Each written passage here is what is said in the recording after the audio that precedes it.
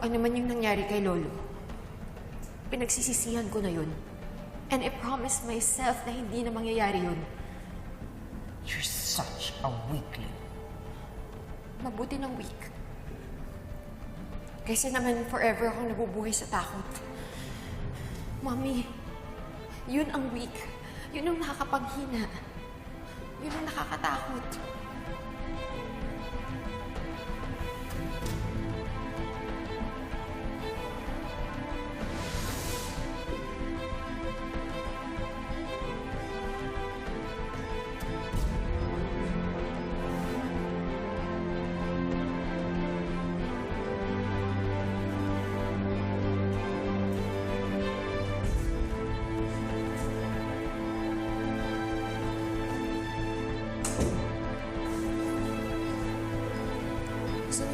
Dito.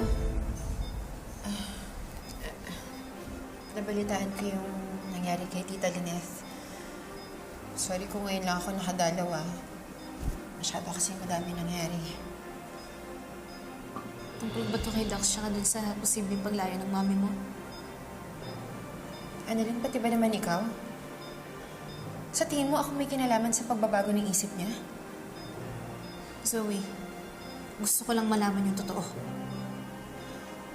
Annalyn, wala. Please, sana naman maniwala ka sa akin. Kahit ikaw lang.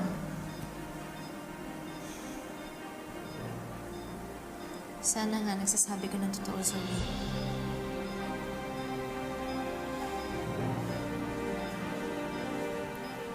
Nay, dito na po ako. Ay, gumising ka na.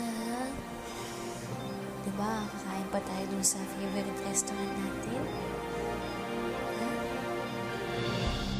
Nasa fiscal na ang bagong statement ng mga testimony and ebidensya na pinresenta ni Mr. Dacanay. Ngayon, patuloy ang proceedings and investigations hanggang mapatunayan na wala ka talagang kasalanan. You mean hindi pa rin ako makakalaya kahit hindi naman ako ang main suspect? Kay Carlos na kaya ngayon na spotlight? Right now, we have to finish all the investigations para ma-acquit ka. But, you do have two options kung gusto mong mapabilis ang paglaya mo dito. Ano yun? First, pwede tayong mag-request ng affidavit of desistance para ma-withdraw na ang kaso laban sa'yo. But, it has to be done by the complainant. And since may hihirapan tayo dyan dahil hindi naniniwala si Ms. Tanyag sa lahat ng sinabi ni Dax, wala tayong choice kundi mag-second option. Ano ho yun? Motion to post bail. Teka, ginawa na natin yun eh. Yes, nung una na-deny. Kaya nag-apply tayo ulit ng motion for reconsideration. Pero matagal na yan nasubmit sa piskal. With the new development, I'm pretty sure na mabilis nang ma-approve yung motion for bail natin. Attorney, gawin niyo ho ang lahat. Kailangan ko na makaalis ang impyerno to. I can't wait to get my old life back.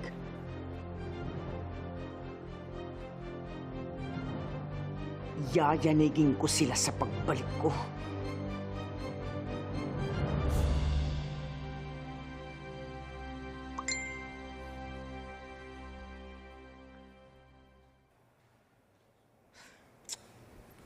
Oo na. Zoe! Ba't parang nagmamadali ka? May pupuntahan ka?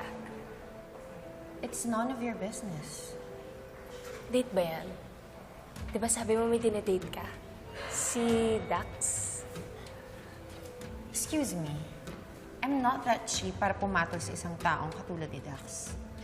Alam mo, para matigil ka, I am dating Dr. Ken Prado. Okay?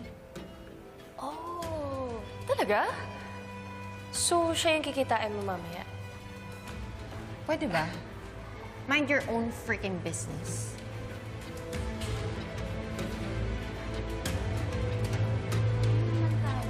Ano? Gutom na ako eh. Kumain, bigli talaga. Sige, kawawa naman kanina pa yun. Ano gusto niya? Bilang muna natin si Anakin. Kawawa naman yun, kanina pa yun nandun. Saan ba tayo dito kala Doc Ken, Yes, Ma'am Justine. may pupuntahan ka. Wala naman. Bakit? Gusto mong mag-dinner? Hindi. Pero, di ba may dinner kayo ni Zoe? Dinner? Wala naman kami nakaschedule na dinner ngayon. Bakit? Well, ma'am, before, nag-dinner sila ni Zoe. Oo, tapos hindi na nasundan. Di ba na, Doc Ken? Tsaka feeling ko hindi na rin mauulit yun eh. And I think Zoe is seeing someone else. Too bad, hindi ako yan, Ma'am Justine. So, hindi ikaw yung kikitain ni Zoe mamaya? Hindi. Kaya kung gusto mo mag-dinner tayo, I'm free. No, thank you. Sige na, may pupuntahan pa yata kayo. Oo nga po eh. Halika na, Delulu. Halika na, masyado kang ano dyan. Halika na. Talaga yung mga babae, ang gugulo. Okay kanina, tapos biglang di pala gusto.